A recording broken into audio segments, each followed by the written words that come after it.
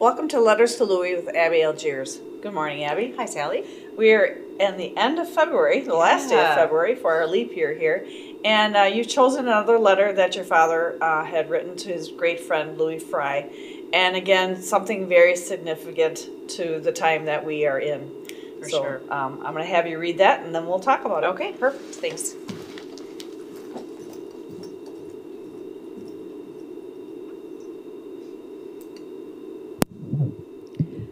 We are all at the Gold Tees.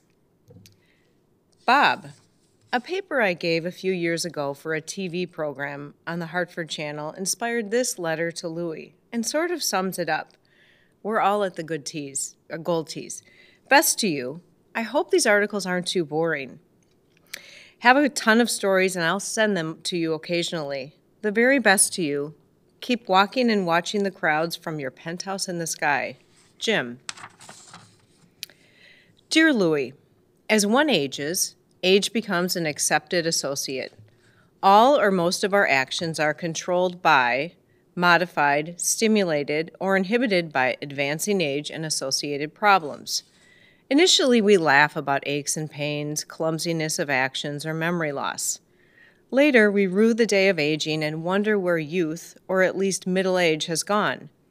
We laugh at forgetfulness and silently curse the missed appointment. We recall the days of full calendars, but are happy with a day without ringing telephones.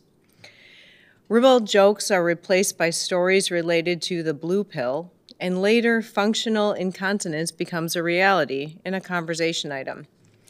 Age becomes a back to reality, and accommodations are made by self, partner, and friends.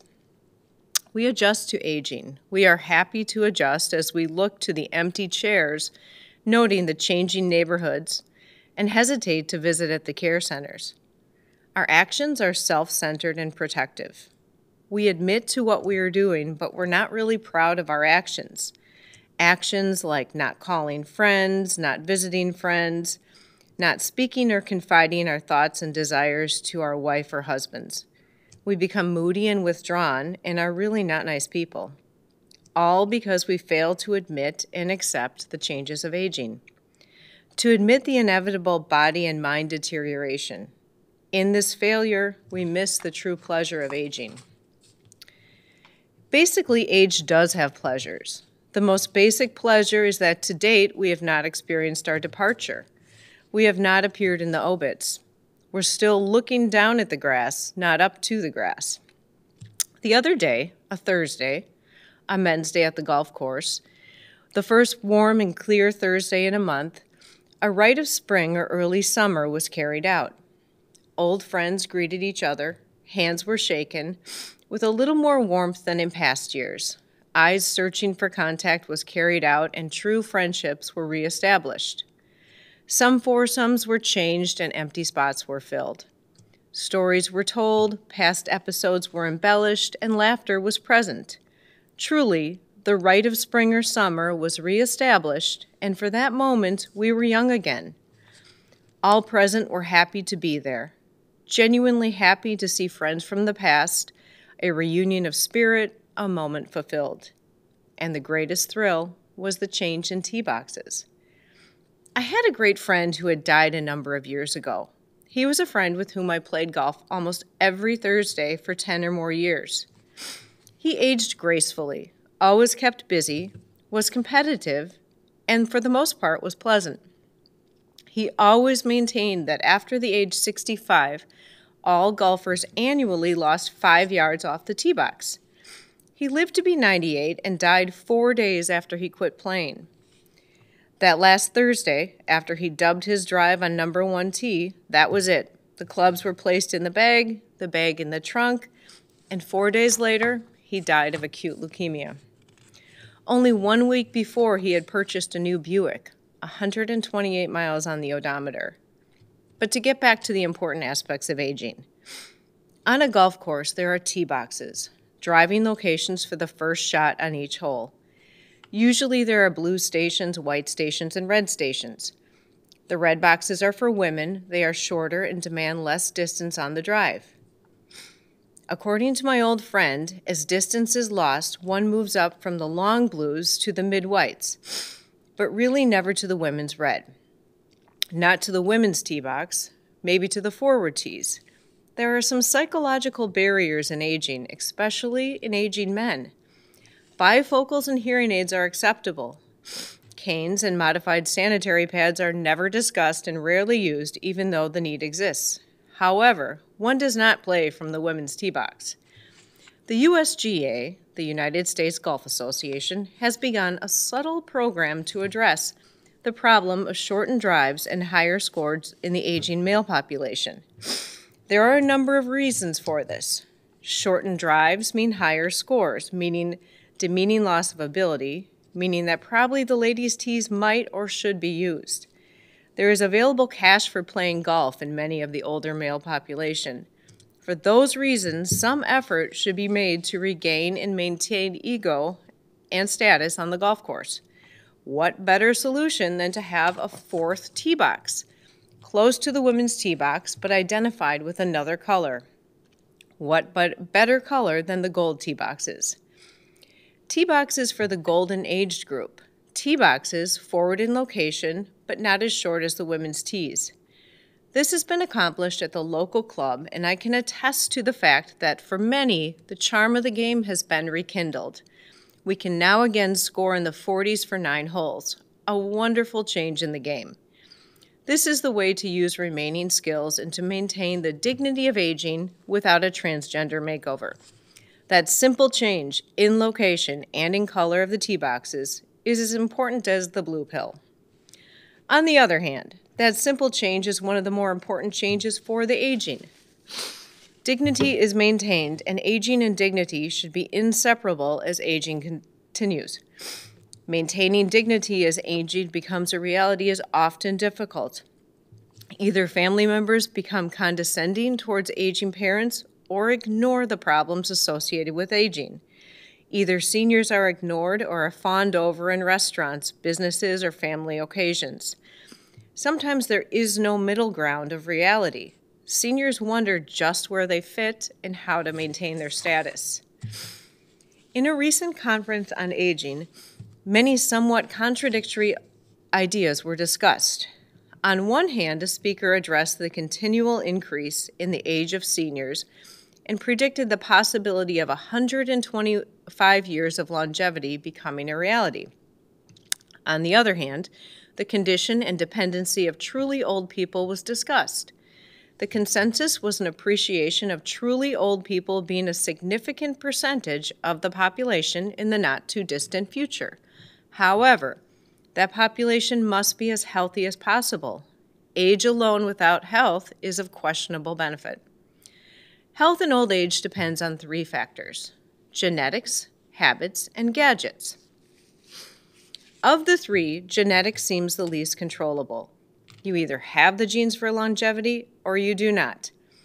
As of now, genetic control is fixed in inheritance. Habits have been shown to have dramatic effects on aging. Over the past generations, the habits of smoking and eating have changed, and along with the changes, health has improved and will continue to improve. Habits are so important.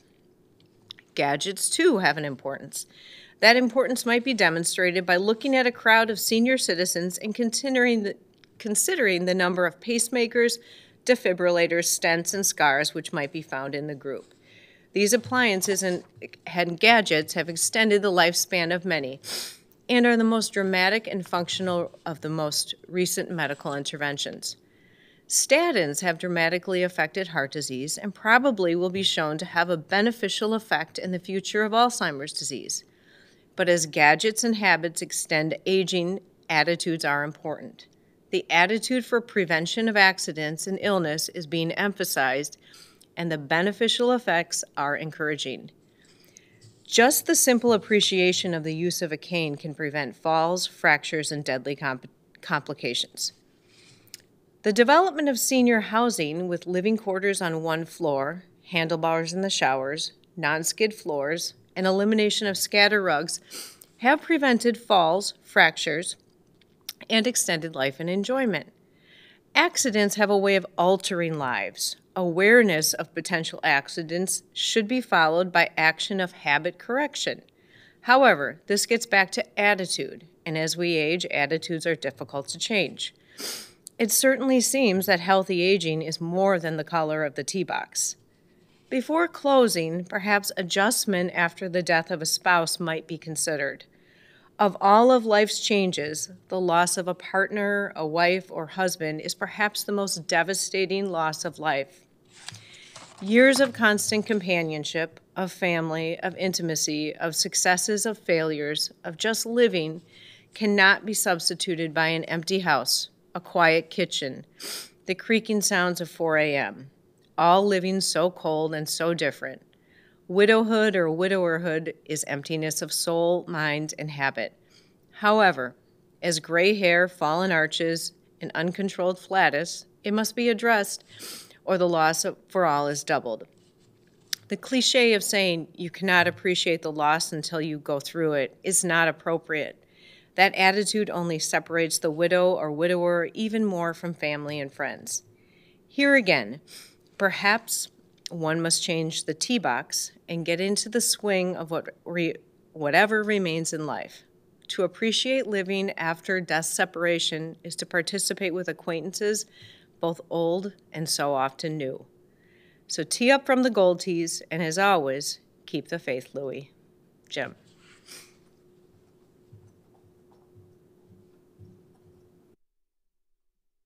The reality of everything that he says is exactly what's happening in the aging population. Also mourning the loss of things that you could do that you now cannot do physically or mentally. And that's where the attitude comes in. And that really can lead people into a depressive state. And unfortunately, some people can't come out of that. And this letter of encouragement is amazing. Right. And I think also when he mentioned the loss or the feeling that the aging population has in not knowing exactly where they fit in, and you know how they're treated in various situations, is kind of a message to everyone in how to relate to the aging population too, to see them for what they're going through. Absolutely. My husband commented on how many doors are being opened for him now, and the women call him honey.